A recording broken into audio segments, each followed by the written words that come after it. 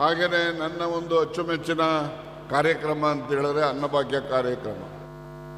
ಅನ್ನಭಾಗ್ಯ ಕಾರ್ಯಕ್ರಮದಲ್ಲಿ ಬಹಳಷ್ಟು ಜನ ನಮ್ಮ ಸುರೇಶ್ ಗೌಡರು ಒಂದೊಂದ್ಸರಿ ಹೇಳ್ಬಹುದೇನೋ, ಹೇಳ್ತಾರೋ ಇಲ್ಲೋ ಗೊತ್ತಿಲ್ಲ. ಇಲ್ಲಿ ಕೇಳ, ಇಲ್ಲಿ ಇದ್ ಕಡೆ ಕೇಳಿಸ್ಕಳೆ, ಇದ್ ಕಡೆ ಕೇಳಿಸ್ಕೊ. ಸುರೇಶ್ ಗೌಡರು ಹೇಳ್ಬೋದು ಅನ್ನಭಾಗ್ಯ ಕಾರ್ಯಕ್ರಮ ನಮ್ದು ಕೇಂದ್ರ ಸರ್ಕಾರದ್ದು ಅಂತ. ಅದಾದ್ಮೇಲೆ ಎರಡನೇದು ಹೇಳ್ಬೋದು, ಸಿದ್ದರಾಮಯ್ಯನವ್ರೇನು ಮನೆ ತಂದು ಕೊಟ್ಟಿಲ್ಲ ಅಂತಲೂ ಹೇಳ್ಬೋದು. ನಾನು ನಿನಗೆ ಕೇಳೋದು, ಹಿಂದೆ ಯಡಿಯೂರಪ್ಪನವ್ರು ಇದ್ರು, ನಮಗೂ ಭಾಳ ಬೇಕಿರೋರು, ನಿನಗಿನ್ನ ಜಾಸ್ತಿ. ಅವ್ರೇನು ಮನೆ ತಂದು ಕೊಡ್ತಿರಲ್ಲ, ಅವ್ರು ಯಾಕೆ ಈ ಕಾರ್ಯಕ್ರಮ ಜಾರಿ ಮಾಡಲಿಲ್ಲ? ಮತ್ತೆ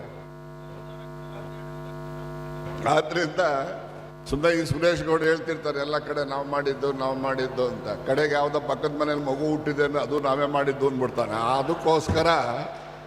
ಅದಕ್ಕೋಸ್ಕರ ಇದನ್ನ ಸುರೇಶ್ ಗೌಡರಿಗೆ ವಿಶೇಷವಾಗಿ ಹೇಳ್ತಕ್ಕಂಥ ಅದು ಅಂತ ಹೇಳಿ ನಾನು ಜ್ಯೋತಿಗೆ ಹೇಳಕ್ ಹೋಗಲ್ಲ. ಜ್ಯೋತಿ ಇದಾರಲ್ಲ, ಜ್ಯೋತಿ ಸಂಭಾವಿತ ಮನುಷ್ಯ, ಜ್ಯೋತಿಗೆ ಹೇಳೋದಿಲ್ಲ. ಇದು ಸುರೇಶ್ ಗೌಡರಿಗೆ ಮಾತ್ರ ಅನ್ವಯ ಅಂತೇಳಿ ಭಾವಿಸ್ಬೇಕು. ಹಾಗೆಯೇ ನನ್ನ ಒಂದು ಅಚ್ಚುಮೆಚ್ಚಿನ ಕಾರ್ಯಕ್ರಮ ಅಂತ ಹೇಳಿದ್ರೆ ಅನ್ನಭಾಗ್ಯ ಕಾರ್ಯಕ್ರಮ. ಅನ್ನಭಾಗ್ಯ ಕಾರ್ಯಕ್ರಮದಲ್ಲಿ ಬಹಳಷ್ಟು ಜನ ನಮ್ಮ ಸುರೇಶ್ ಗೌಡರು ಒಂದೊಂದ್ಸರಿ ಹೇಳ್ಬಹುದೇನೋ, ಹೇಳ್ತಾರೋ ಇಲ್ಲೋ ಗೊತ್ತಿಲ್ಲ. ಇಲ್ಲಿ ಕೇಳ, ಇಲ್ಲಿ ಇದ್ ಕಡೆ ಕೇಳಿಸ್ಕಳೆ, ಇದ್ ಕಡೆ ಕೇಳಿಸ್ಕೊ.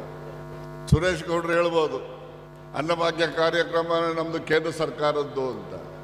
ಅದಾದ್ಮೇಲೆ ಎರಡನೇದು ಹೇಳ್ಬೋದು, ಸಿದ್ದರಾಮಯ್ಯನವ್ರೇನು ಮನೆ ತಂದು ಕೊಟ್ಟಿಲ್ಲ ಅಂತಲೂ ಹೇಳ್ಬೋದು. ನಾನು ನಿನಗೆ ಕೇಳೋದು, ಹಿಂದೆ ಯಡಿಯೂರಪ್ಪನವ್ರು ಇದ್ರು, ನಮಗೂ ಭಾಳ ಬೇಕಿರೋರು, ನಿನಗಿನ್ನ ಜಾಸ್ತಿ. ಅವ್ರೇನು ಮನೆ ತಂದು ಕೊಡ್ತಿರಲ್ಲ, ಅವ್ರು ಯಾಕೆ ಈ ಕಾರ್ಯಕ್ರಮ ಜಾರಿ ಮಾಡಲಿಲ್ಲ? ಮತ್ತೆ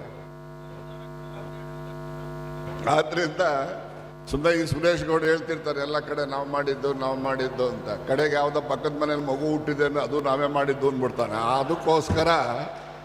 ಅದಕ್ಕೋಸ್ಕರ ಇದನ್ನ ಸುರೇಶ್ ಗೌಡರಿಗೆ ವಿಶೇಷವಾಗಿ ಹೇಳ್ತಕ್ಕಂಥ ಅದು ಅಂತ ಹೇಳಿ ನಾನು ಜ್ಯೋತಿಗೆ ಹೇಳಕ್ ಹೋಗಲ್ಲ.